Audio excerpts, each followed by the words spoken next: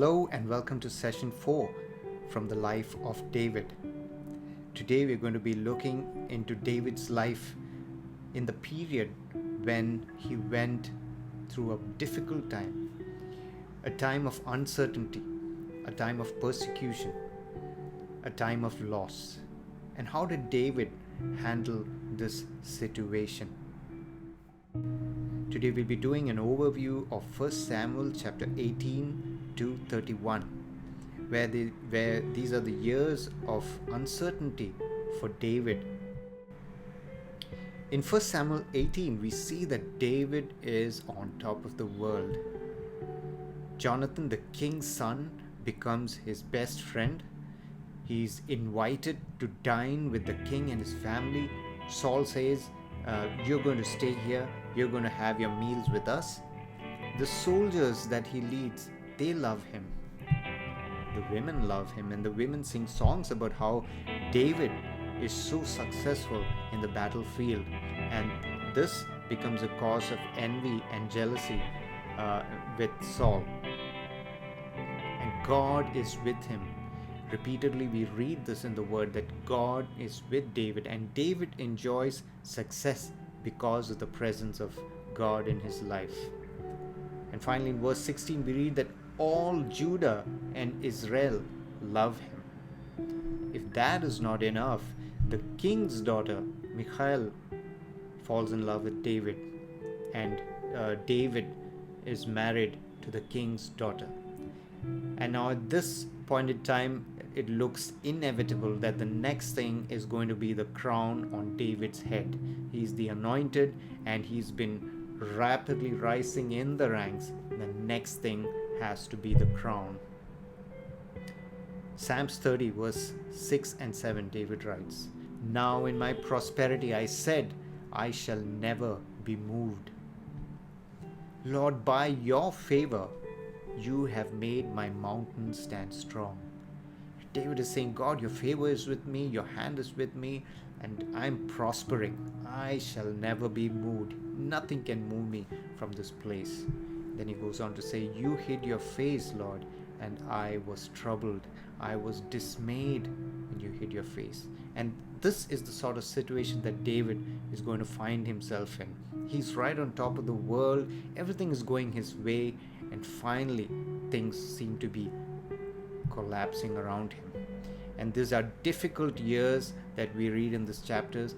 It's around 10 years that David is on the run from King Saul. And we look at the things that he has to suffer. First one is that he suffers at the hand of an enemy who is really powerful, the king himself. David writes in Psalms 18 verse 17, "He delivered me from my strong enemy and from those who hated me, for they were too mighty for me." It's the last person you need to have as an enemy is the ruler of that country. And Saul was a powerful enemy against David. And we need to also understand that Saul was a person who was controlled by jealousy. When people were full of praises for David, Saul had jealousy. Saul had insecurity. He was not sure how much longer the crown would be with him.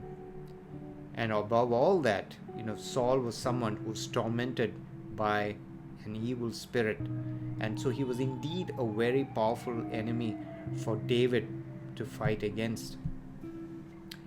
And today in this age and time, we know that we have enemies. When we follow Christ, that the world will persecute us. Jesus said in John 15:20, "If they persecute me, they will also persecute you." And we may face enemies. When God makes us successful, people might be envious of that, and they might not consider you as friends.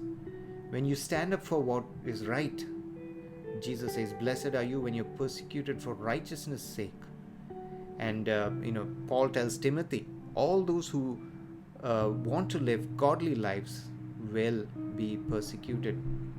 When you stand up for the gospel, the enemy is not happy, Satan's not happy, and you will face persecutions because of that. And this enemy, Satan, works in the children of disobedience. That's what we read in Ephesians chapter 2. And so we can experience persecution through people who are under the influence of the evil one.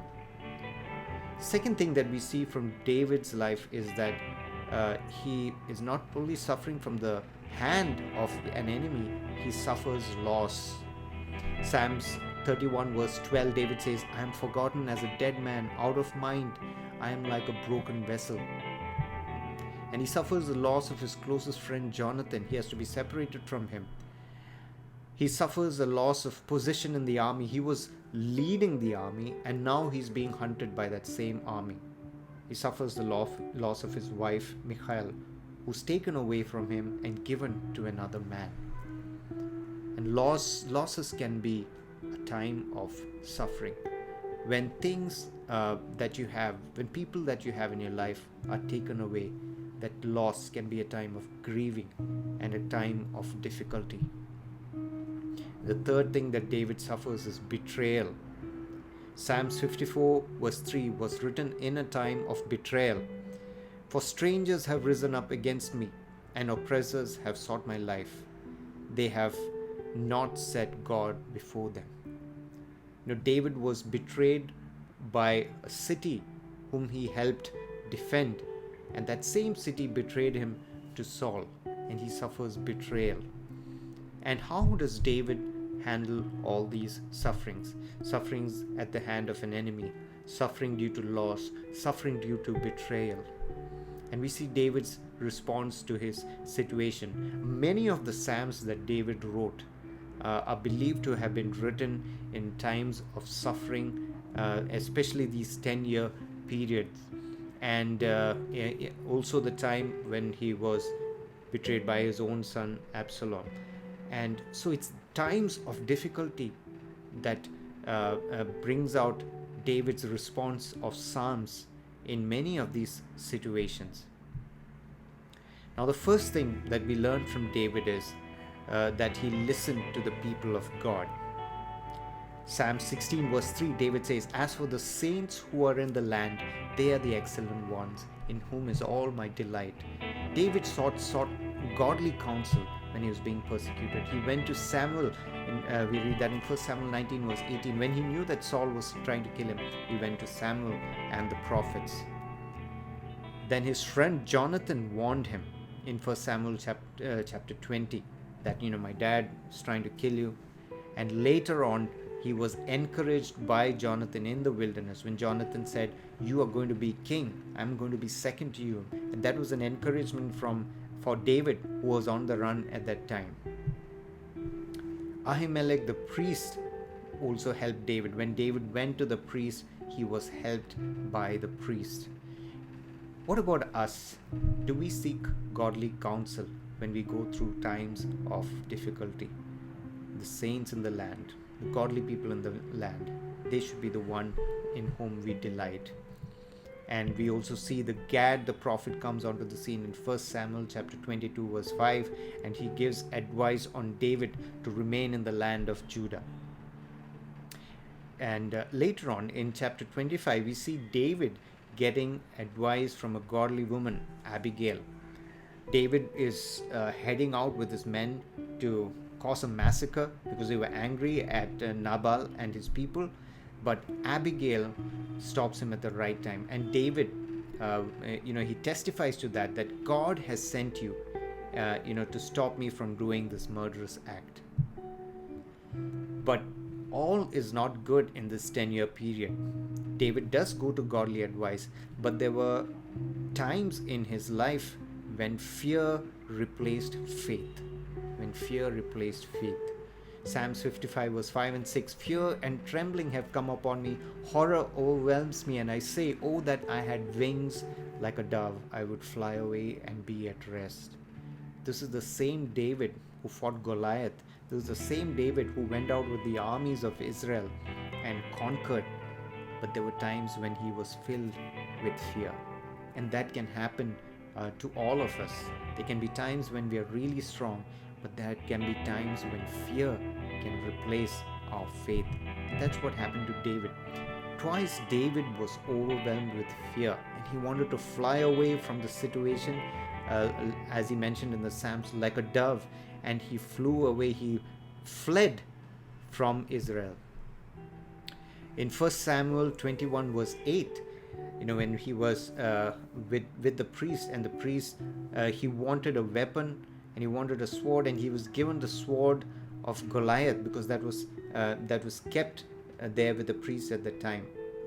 And David says to these words that there's no better sword like the sword of Goliath. If you look back to the time when he fought Goliath, he told him that you come with this sword and spear, but I come with the name of the Lord. But here we have that same sword, and David's looking at the sword and saying, there's nothing like this sword. In a time of fear, you start taking your trust away from God, and you start looking for some material thing or some person that you can tangibly feel or approach and trust in at that time. And that's what David did. He started trusting the sword, and he looks to the enemy for help. Twice he goes to the Philistines seeking help, seeking refuge. 1 Samuel 21:10, and 7 years later in 1 Samuel 27, David is going to the enemy for refuge. And fear encourages lies and deception. Once you're gripped by fear, lies and deception is the next step. And it's a common thing in life. We lie because we fear. We lie because we fear punishment. We fear persecution. We lie and we deceive so that we don't have to face a punishment or a rebuke. And that's what David had to do. He goes into the enemy area and he has to lie and deceive, live in deception when he's on the run. He deceives the priest. He tells the priest that I'm on business from the king in 1 Samuel 21, though he was on the run away from the king. And when he goes to the Philistines also, he leads a deceptive life. He tells them that he's gone into raids into Israel, but actually he's gone into raiding Amalekites and others, and he was deceiving the Philistines by making them think that he's actually for them.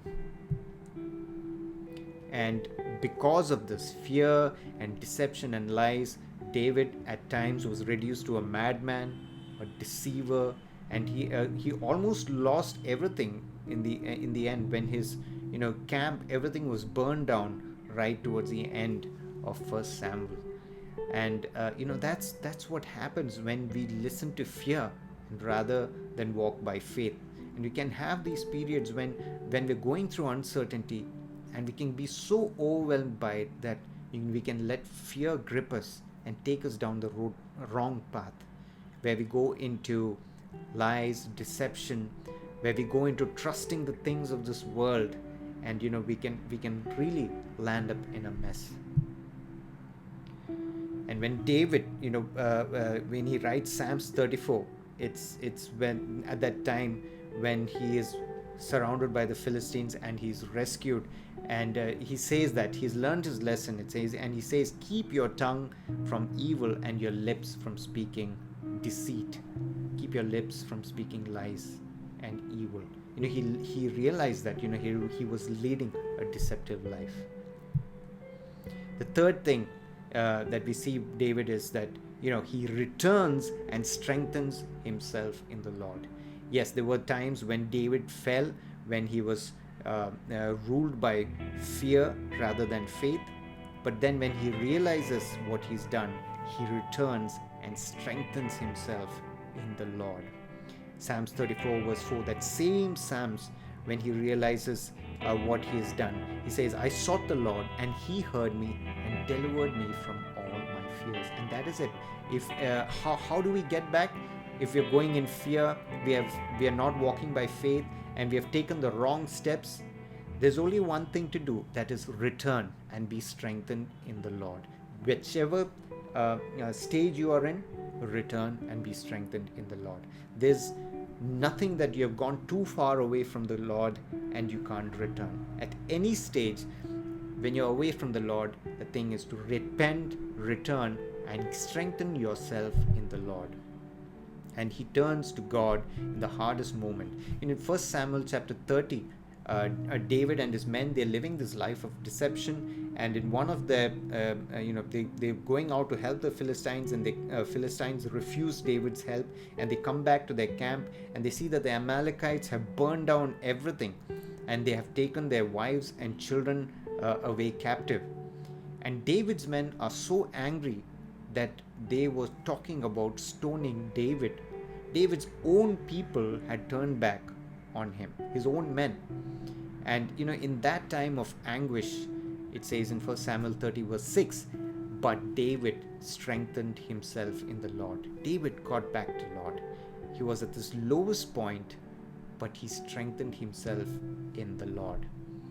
And we might be in the lowest position of our lives and made mess after mess, but there's only one way, and that is to turn to the Lord, repent of what we have done wrong, and strengthen ourselves in the Lord.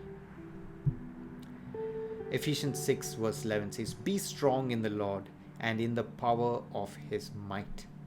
Be strong in the Lord in the power of his might. God has infinite power, but he wants us to return to him, to put our hope in him, put our trust in him, repent of what we have done, and trust in him. The fourth thing that we see is that David was being trained to be a true leader. Asaph testifies of David in Psalm 78. He says, from tending the sheep, he brought him to be the shepherd of his people, Jacob, of Israel, his inheritance. And David shepherded them with integrity of heart, with skillful hands, he led them. See, David is a shepherd boy. So God is taking him through this period of training so that he can be a leader of people. And God gives him a difficult group to lead. In 1 Samuel 22 verse 2, it says that all the people, who were sort of depressed and dejected and, who were discontent with life, they are the ones who came to David. And, he didn't have much choice in selecting the people who he would lead.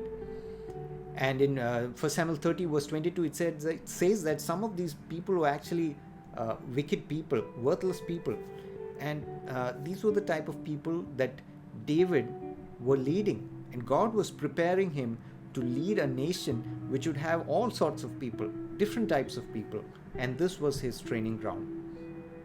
And these are the people God wanted David to build up.